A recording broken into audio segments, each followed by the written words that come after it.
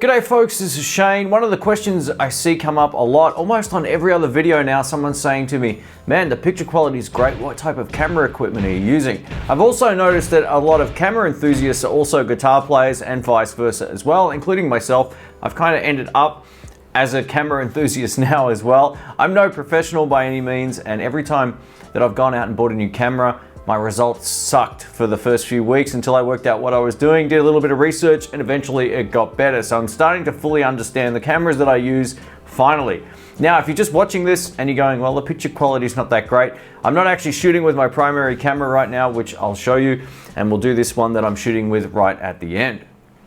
The camera that I use for just about every main shot, so anytime I'm talking to the camera or you're seeing the guitar from a front-on shot, I'm using this. This is the Panasonic GH5. I use this with a wider lens, which is the 12-60 kit lens as well, when I'm talking in this sort of frame. Anytime you see the background completely blurred out and it looks really, really sharp and detailed for what's in focus, I'm actually using one of these lenses. This is a 25mm lens from Panasonic as well. This is a really great lens and it's inexpensive. It lets a lot of light in. I think it's an f1.7. which means it opens up and lets a lot of light in, which means getting that background blur is a whole lot easier. And that was kind of the reason I wanted this particular setup. While this, some people might say this is overkill for YouTube, but I use it for other stuff as well. And it's great to have a professional camera, or somewhat professional camera, that can shoot in 4K, no problems at all, and just record for as long as the battery is hooked up or as big as your memory card is within here. This also has 2 memory cards. It opens up a lot of sort of extra features that way as well. I usually run this from like a dummy battery, which I got from Steve from Boston as a heads up there. They work great, and I've been using that for the last, I guess, month now or so. I've got a few different lenses, but nothing that would break the bank in terms of lens wise. It's all stuff that was affordable, but the picture quality on this speaks for itself. This is a micro 4/3 camera as well, so for those who are into the camera stuff, I know there's a lot of full frame guys out there, but for what I personally do, this is a really great camera for YouTube. Like I said, it's a little bit of an overkill camera, but it can shoot up to 60 frames per second in 4K. If you live in the US in NTSC mode, you can switch the modes.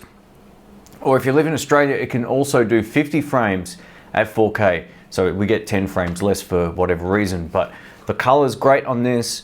It just works, and I love it. The audio preamps in here are really good, so anytime you're hearing my voice, I've usually got a wireless pack on top of the camera, just going straight into the camera, and that's how I capture my voice. And I much prefer that kind of sound over the shotgun mic for numerous reasons, but it's all personal choice. There's no right or wrong.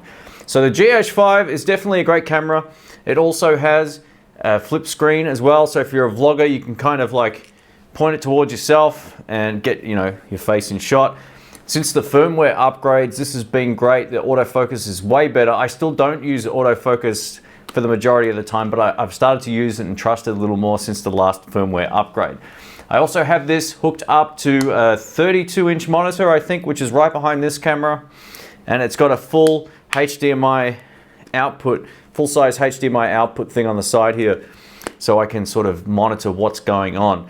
It's saved me a whole lot of times. After a few videos of making mistakes, you end up just going, you know what, I'll get a reference monitor. I just bought a computer monitor with a HDMI input, and it's the best investment I made. I can check my audio levels, all that kind of stuff. So my main camera is this with the 12-60 lens and a 25mm lens, and that's it. So over to camera number 2. Up next, we have the G85. I love this camera. Just to explain what this one does in my particular setup, I'll tell you.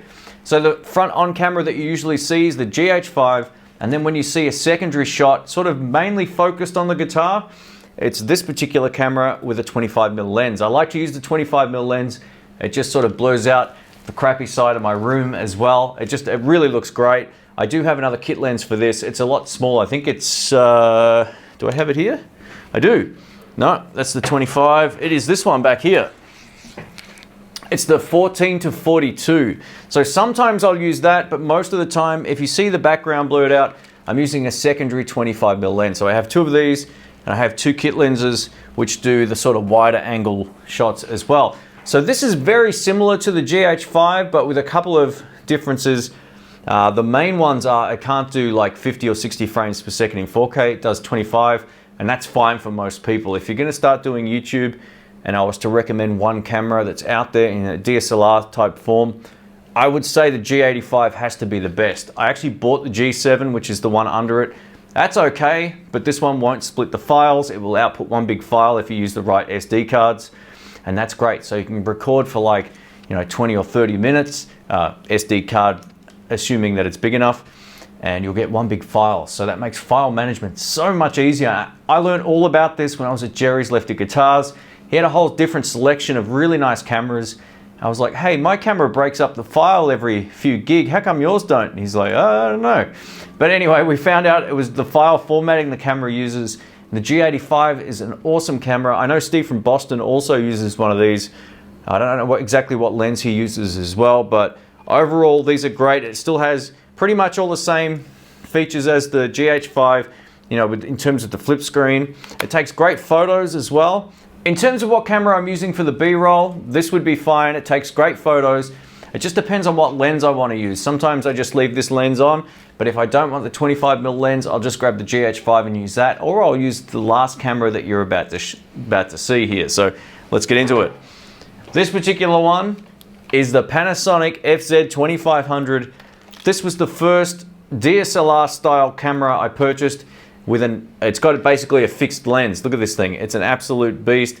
It's a really great camera. It does 4K. This is basically like a Panasonic GH5 with a powered fixed lens. So it shoots incredible video, really great photo quality as well. The sensor is slightly smaller than the Micro Four Thirds one, but I haven't had any problems. A lot of people seem to be whinging about low light performance, but when you're in studio lighting, it makes no difference. So don't get sucked into that. Any of these cameras will be fine. When I first upgraded, I say upgraded in quotations, to this from the one I'm shooting with right now, so many people noticed. Now, up until buying this FZ 2500 camera, I'd actually been shooting everything on my channel with camcorders, and there was a reason why. They were just so good at getting the job done. I didn't have to mess with different lenses and anything like that. But it was up until I put my 4K camcorder up against this, I went, wow. All right, so they're just a very different image altogether. Same sort of thing, you're getting a 4K file and all that, but there's nothing quite like a camera like this for video quality.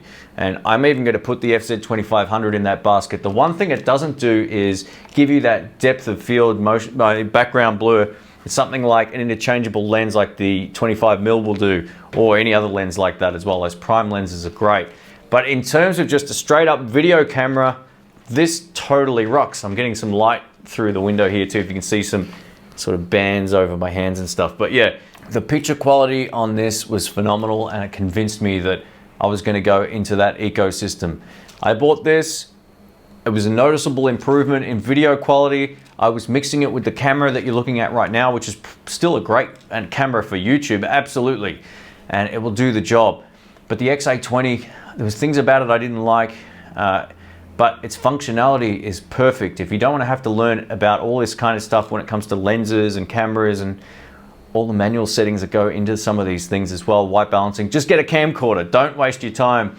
I think it's a huge learning curve, and camcorders do the job. I still use this one quite a lot when I'm doing other stuff. Like if I'm in the car, I'm at the jam night and I want some live footage, I'll take this one. It has a great stabilizer.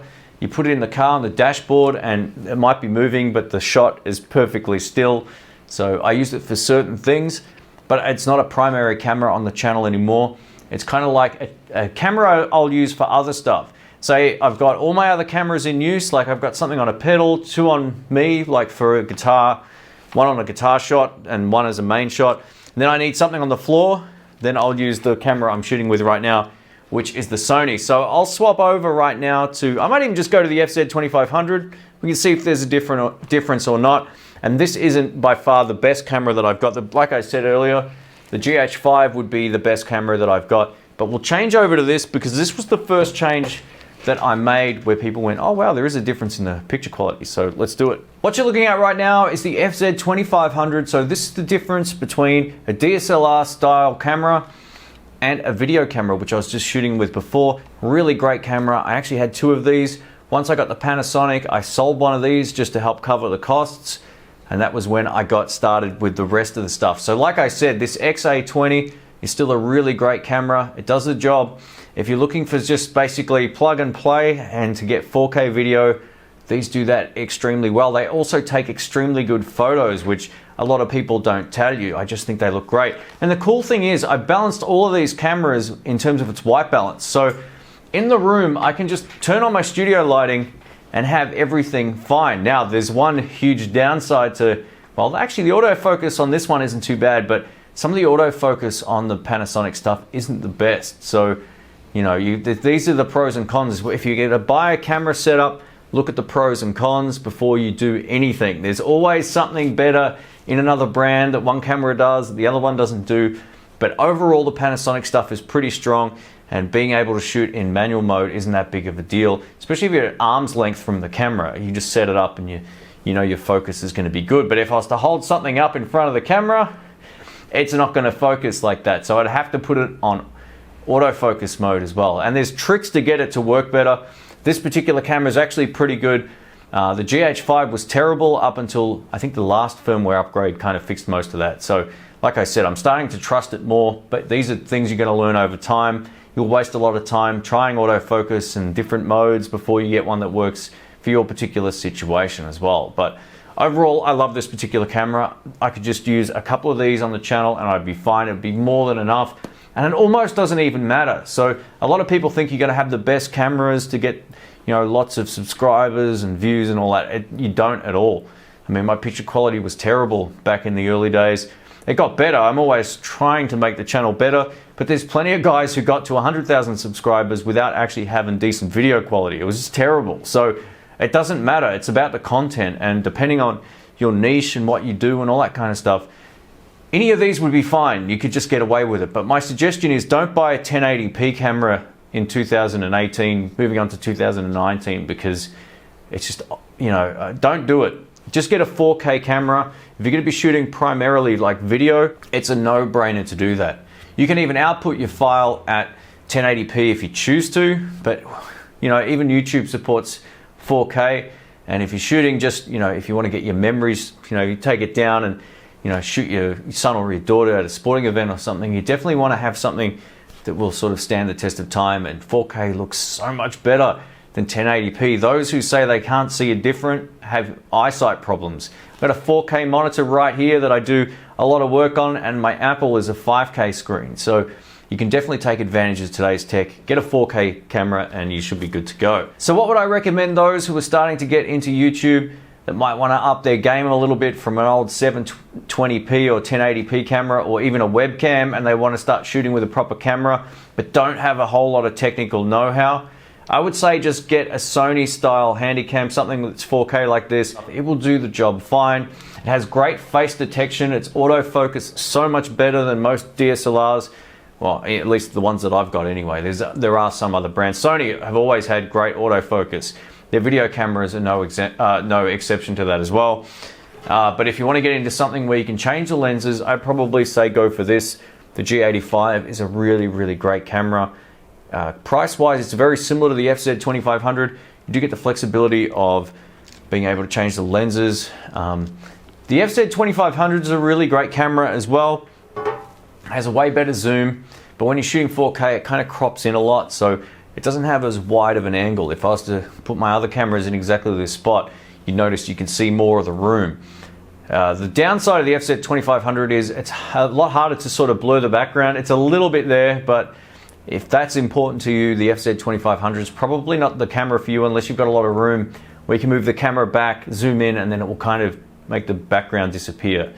But as a straight up video camera, the FZ 2500 is also great. It's like I said, it's like a GH4 with a fixed lens, which means it's got the headphone jack. It can do a whole lot of stuff extremely well in terms of video features. So wow, this video is going to be way longer than I thought. I'm doing this all off the top of my head, all off the cuff. So yeah, if it was helpful, please leave a thumbs up. I know this type of video might not be for everybody, but I know there's so many other YouTubers that watch my channel, and people who want to start doing it, or people who are already doing it that maybe want to upgrade their stuff. So yeah, if it was helpful, please let me know in the comments. If you do have any questions, you can leave them there as well. And lastly, before I go, I'm using a Rode Link wireless pack. Here's my other one. This is the receiver. So this sits on top of the camera. And then I've got like a belt pack with a lav mic, which is here. As the motorbikes go by outside, you'll probably hear that. There's a Harley shop over here. So yeah, just let me know if you have any questions or whatever, and I'll get back to you as soon as I can. So thanks again for watching, and I'll catch you soon. See ya.